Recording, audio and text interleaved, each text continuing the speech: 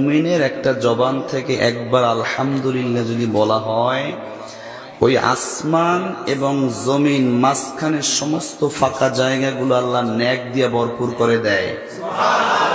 সবটা হচ্ছে জবানটা পবিত্র হতে হবে। জবানটা কি হতে হবে? পবিত্র হতে হবে। আমরা এই যে আসমান আর জমিনের মাঝখান থেকে যত মহাশূন্যর যত স্থান আছে, সব একটা সুবহান আল্লাহর বিনিময়ে যদি আল্লাহ দান করে, এই জবানটা যদি এত দাম হয়, তাহলে একটা পুরা মুমিনের বডির দাম কত? আল্লাহ রসুল একবার কাবা শরীফ তাওয়াফ করতেছেন আর বলতেছেন, হে কাবা, তোমার কত সম্মান, তোমার কত ইজ্জত, তোমার কত মর্যাদা, তামাম পৃথিবীর সব জায়গা থেকে মানুষ আসবে তোমার কাছে, তোমাকে একটু স্পর্শ করতে পারলে ওর জীবনটাকে ধন্য মনে করবে।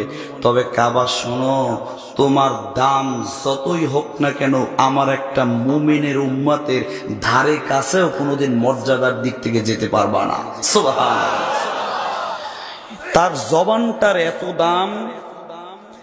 আসমান আর জমিন, আমি একটু সংক্ষেপ ভাবে বলি। এই যে আমাদের সবচেয়ে কাছের গ্রহ হচ্ছে তারকা। তো বিজ্ঞানী নীল আর্মস্ট্রং যখন 1969 সনে চাঁদে গিয়েছিল, যে রকেটটায় করে গেছে, ওই রকেটটার নাম ওনারা বলেছেন অ্যাপোলো 11। 1 সেকেন্ডে ওই রকেটটা 11 কিলোমিটার দৌড়ায়, 1 মিনিটে দৌড়ায় 660 কিলোমিটার, 1 ঘন্টায় দৌড়ায় 39,600 কিলোমিটার। এই রকেটটাই করে সবচেয়ে কাছের গ্রহ চাঁদ, ওখানে যেতে সময় লাগছে 30 দিন 30 রাত। সুবহানাল্লাহ বলেন।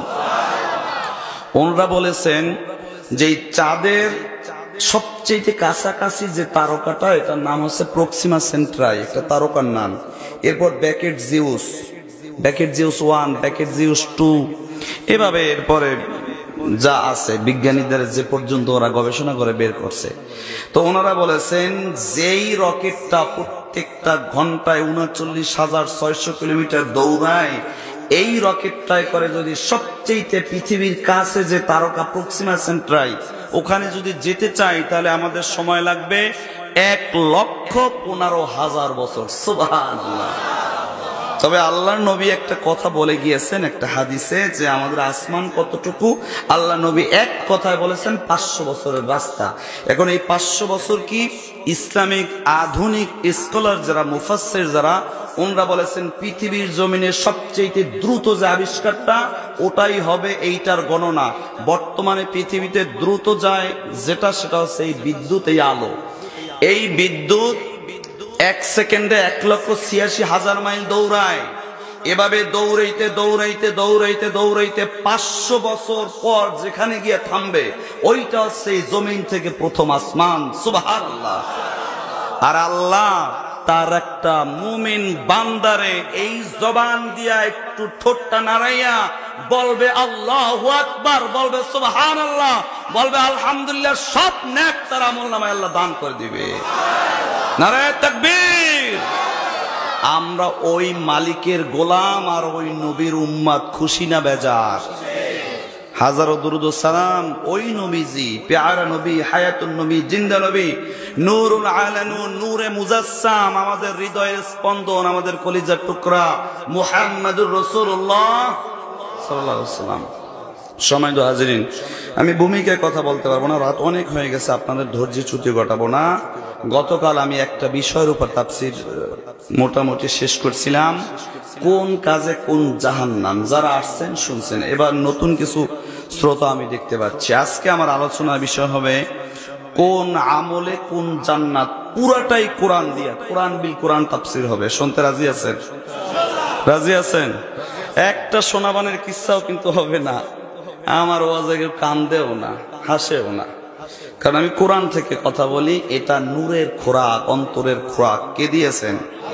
আল্লাহ বলছেন, ফামান তাবিয়া হুদায়া ফালা খাউফুন আলাইহিম ওয়ালা হুম ইয়াহজানুন।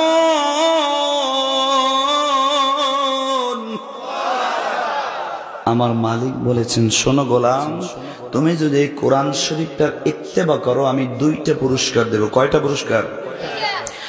ফালা খাউফুন, এই পৃথিবীর জমিনে এবং পৃথিবীর থেকে যখন বিদায় নিয়ে যাবে ওই পৃথিবীর পরবর্তী জীবনে আমি আল্লাহ রব্বুল আলামিন খৌফ ভয় বলতে যা বুঝায় আমার কোরআন শরীফটার ইত্তিবা করো, কোরআন শরীফ থেকে যা বলা হয় মানিয়া মানিয়া চলো।